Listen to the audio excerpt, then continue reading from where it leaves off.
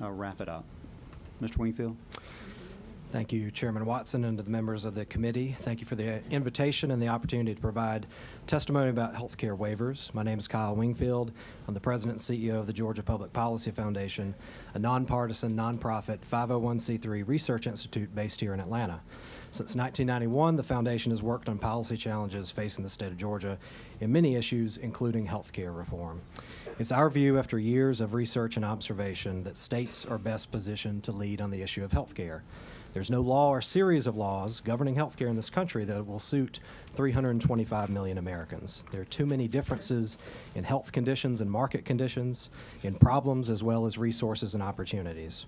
We believe waivers offer the best way for Georgia to transform its healthcare market into one that works better for patients, providers, and taxpayers alike. As you may know, there are two types of waivers, the 1115 for Medicaid and the 1332 for the Affordable Care Act. Senate Bill 106 would extend Medicaid to Georgians earning up to 100% of the poverty level with an 1115 waiver.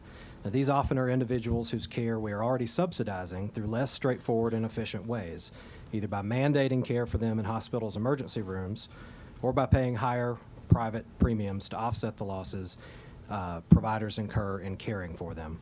Unfortunately, the same is likely to be true of those added to the Medicaid rolls if Georgia were simply to expand the program.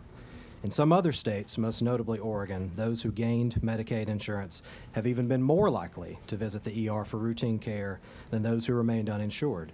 And because Medicaid in Georgia on average reimburses providers for less than the cost of caring for patients, providers still lose money on many of these patients. So this approach will not save rural hospitals. The worst part is that the low reimbursement rate means many providers are less likely to accept Medicaid than they are to accept Medicare or private insurance. And this significantly limits Medicaid patients' access to care, which rather than mere insurance coverage is what we should be concerned with. A waiver would allow Georgia to cover those newly enrolled in Medicaid with greater flexibility and provide more meaningful access to care. This could be done by enrolling them in private plans and funding accounts with which they could pay their out-of-pocket expenses, and ideally aggregate funds from other sources, such as employers, family, charities, and so on.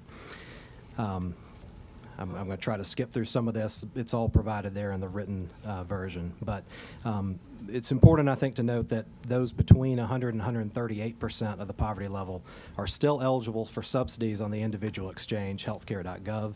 So it's not as if they're being shut out if Georgia addresses them via a 1332 waiver rather than an 1115 Medicaid waiver. It's much easier to offer them better coverage, private insurance with its greater access to care with a 1332 waiver.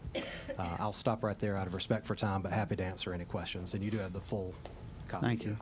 All right, we have, thank you, Mr. Wingfield, appreciate that. Laura Harker, Georgia Budget and Policy.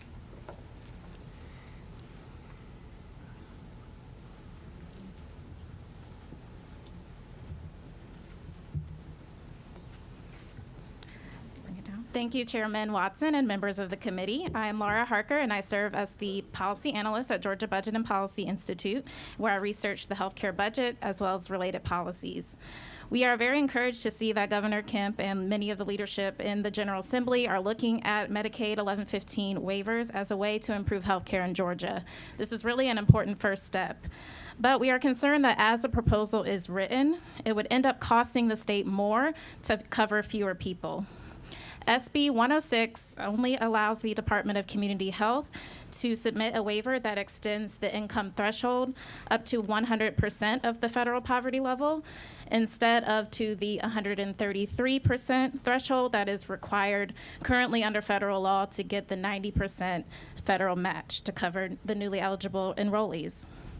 At 100% of poverty, Georgia can expect that we will only get a 67% match from the federal government to cover those new enrollees.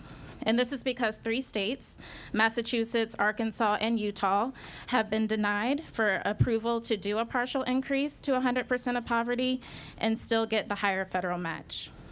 Utah is trying again right now to submit a proposal, and their pending proposal is expected to cost $50 million more to cover 48,000 fewer people.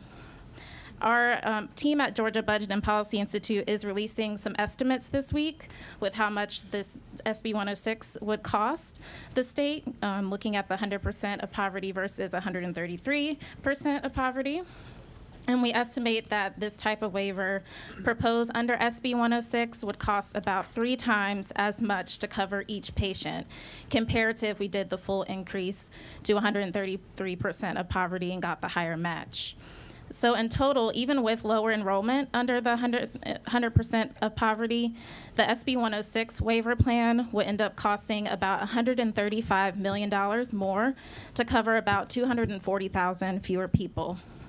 So given these cost concerns, we recommend that SB 106 allow the Department of Community Health to submit a waiver that goes up to 133% of the poverty level. And we are happy to share the full analysis with you and be a part of the conversation to make sure that we craft a Medicaid waiver plan that will give us the best deal for Georgia. Thanks. Thank you, Ms. Harper. Julie Wyndham with Navicent.